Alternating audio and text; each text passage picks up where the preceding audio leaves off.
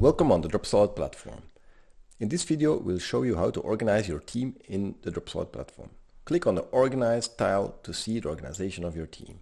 You will see a list of members in an overview, which can be used to easily edit or delete members. To add a member, click on the arrow next to the Actions button, click on Add a new member, where you can then enter the necessary fields and select the necessary roles to create a member. After clicking on Submit, the system will send an email to the user, and it's best to notify them so that they can check in the spam folder if it by accident would arrive there. Then they can activate their user account. Once they've activated, you will see them as registered in the list.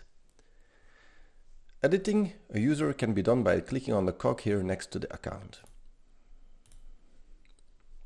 You can then change the permissions a user has in the system. Deleting a user can be done also by clicking here.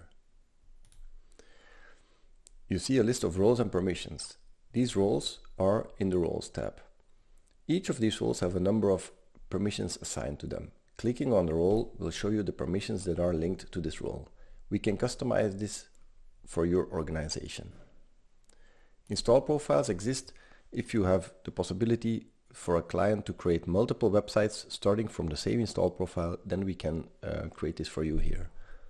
Contact us for more details concerning this functionality.